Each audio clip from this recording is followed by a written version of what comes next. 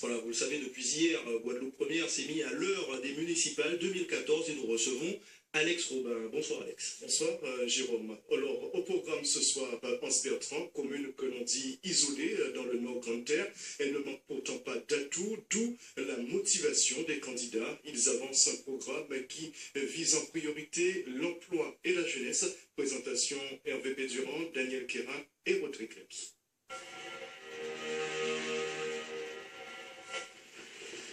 À la pointe du Nord Grande-Terre, un coin de sérénité, mais à l'écart des centres d'activité économique. Un handicap que les candidats aux élections municipales comptent bien transformer en atout. Le maire sortant s'appuie pour cela sur la boucle du Nord Grande-Terre, un sentier de découverte du patrimoine à pied, à cheval ou à vélo. Ce projet pourra donner au moins 400 emplois. Et vous comprenez aussi pourquoi je demanderai à la population de donner, c'est pas à moi la chance, mais de donner à la commune de cette chose. Face à lui, un pharmacien de 61 ans. Édouard Delta entame sa 5e bataille municipale pour faire échec au déficit, dit-il, au délabrement communal et à la gangrène sociale. La croissance passe selon lui par la mer. Il faut profiter de la communauté d'agglomération du Nord Grande-Terre pour doter Anse Bertrand d'un port de plaisance. Et à partir de ce port de plaisance, nous allons pouvoir développer des activités maritimes pour attirer du monde sur le territoire de la commune et amorcer le développement économique. Agriculture avec des unités à taille humaine et tourisme intégré. C'est le credo d'un autre chef d'entreprise. Marcellus Nubré se jette à l'eau, car pour ce libéral passé de l'import-export aux salles de sport, le constat appelle à la mobilisation. Lorsqu'on voit le délabrement d'Anse Bertrand après 15 ans de mandature, alors moi je me suis vraiment lancé après une réflexion et là je crois qu'il y a des choses qui sont en train de se passer. À Anse Bertrand, le décollage économique sur tous les fronts sera au cœur de la campagne électorale. Et il faut noter la présence de Claudie Mauvrel aux côtés d'Alfred de Naëri, une façon peut-être de préparer la succession du maire actuel. Et puis, deux autres candidats se sont fait connaître. Il s'agit de Bernadette Thuram-Hulien, une fonctionnaire, mère de 4 enfants, qui se présente sous la bannière de Mouvance, une formation dont elle est la présidente. 2 grands axes de sa campagne, la jeunesse et le développement. Le dernier candidat connu s'appelle Daniel Moustache. Anse Bertrand, commune du Nord Grande-Terre, donc, passer au scanner, c'est maintenant. Et nous retrouvons, comme hier soir, Eric Schinkfling pour analyser ce document. Eric, un document modifié ce soir. En effet, Alex, un scanner modifié à compter de ce soir. Le scanner est présenté sans classement final. La décision est intervenue à la mi-journée. Elle émane de la direction juridique de France Télévisions. Cette dernière juge en effet que le classement final ne reflète pas la totalité de l'action d'une municipalité. Pour autant, les classements intermédiaires sont maintenus. Et on débute avec le premier paramètre, le nombre de saisies budgétaires par la Chambre régionale des comptes. Dans cette commune du Nord Grande-Terre, on en dénombre 14, dont 8 au titre du budget communal et 6 au titre du budget de la caisse des écoles, ce qui place Anse Bertrand en 32e et dernière position dans notre classement intermédiaire. Deuxième paramètre maintenant, l'évolution démographique. La population est en baisse à Anse Bertrand, moins 355 habitants, comme on peut le voir sur ce schéma. Anse Bertrand est d'ailleurs repassé sous la barre des 5000 habitants, une baisse qui place la commune en 26e position. On passe enfin maintenant au troisième paramètre, il s'agit de la dette par habitant. Elle a baissé très sensiblement, moins 177 euros, entre 2008 et 2012. C'est la baisse la plus importante sur les 32 communes du département. Fort logiquement, résultat qui place la commune en première position au classement intermédiaire. Quatrième paramètre, les charges de personnel par habitant. Là, en revanche, on constate une hausse très significative de 172 euros entre 2008 et 2012. Une augmentation qui place la commune en 25e position au classement intermédiaire. Et on termine par le 5e paramètre. Il s'agit donc du nombre de décisions rendues par le tribunal administratif de Basse-Terre.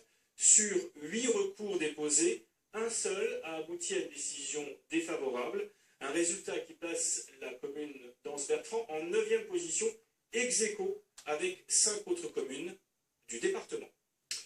Alfred Donaeri, merci d'être sur le plateau avec nous ce soir. La situation de votre commune s'est fragilisée globalement, peut-on dire. Alors, comment en est-on arrivé là? Non, on ne peut pas dire que c'est fragile. D'ailleurs, bonsoir à tous.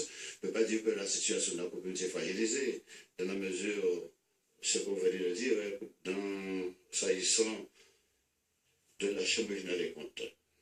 Il faut savoir que depuis 1992, la commune est sous la tutelle de la Chambre régionale des comptes. Et c'est un déficit très important qu'il fallait le régler sur 25 ans. Donc, il faudrait attendre 2017 pour pouvoir régler ce déficit qui s'est creusé depuis 2009, juste après votre arrivée. Qui ne s'est pas creusé, c'est pas ça. Il y avait en 2005 vente de foncier à 2 personnalités connues, c'était Marie-Josée Béhec et Athuram, pour plus d'1 million d'euros. C'était ce qui masquait la réalité.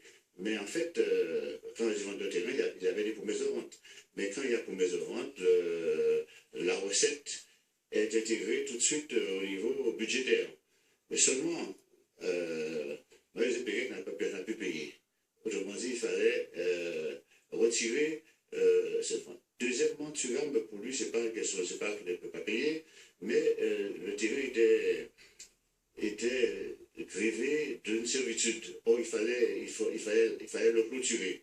Autrement dit, il ne pouvait pas l'acheter, et donc l'achat, la vente n'a pas eu lieu. Il y a un souci, c'est que quand on lit les rapports de la Chambre régionale des comptes, et Dieu sait qu'il y en a beaucoup, chaque année, quasiment, votre budget passe sous les fourches codines de la Chambre régionale des comptes, et chaque année, la Chambre régionale des comptes vous dit il faut baisser les dépenses de fonctionnement, il faut augmenter les impôts locaux, pas de manière énorme, mais il faut les augmenter un peu de manière à rattraper petit à petit, et à aucun moment vous donnez suite à ces demandes. Oui, ça, non, on ne peut pas dire que je ne passe la demande. Ce que je vous ai bien dit au départ, nous avons un déficit connu de la Chambre régionale des comptes depuis tantôt et qui doit se terminer en 2017. Pourtant, le déficit reste à 1 726 000 euros. C'est ce que je dois vous expliquer. Il y avait, Thuram n'a pas honoré la vente, l'achat, ni Marie-Josée Béhec, pour les raisons que je vous ai expliquées.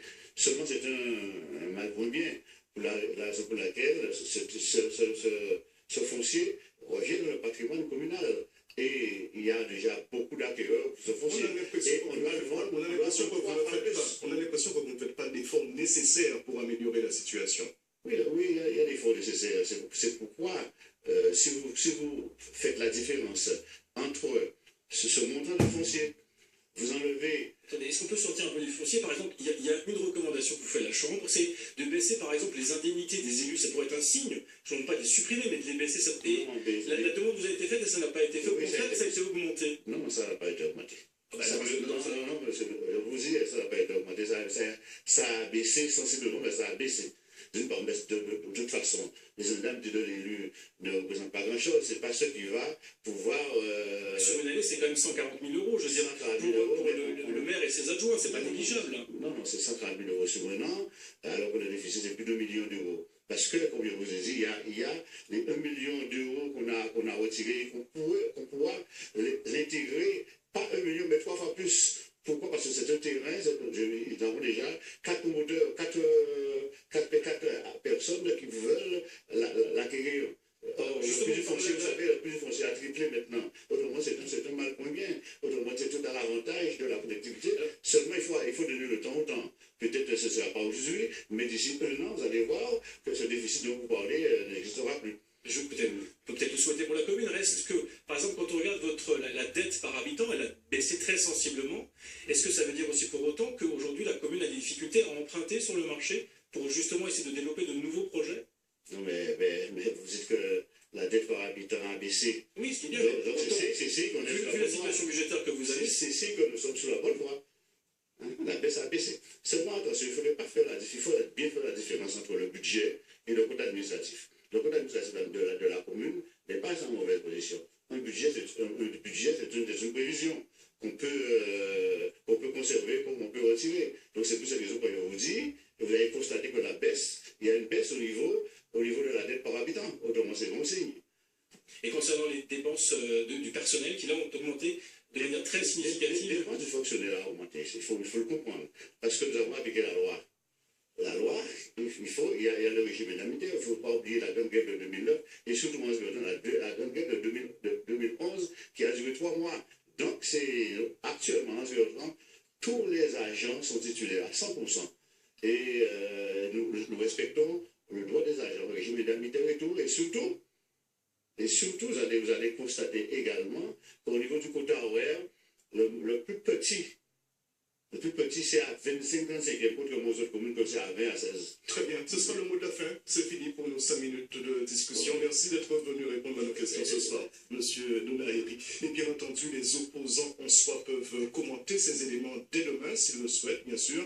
Retenez également que les informations du scanner sont disponibles sur guadeloupe.lapremière.fr.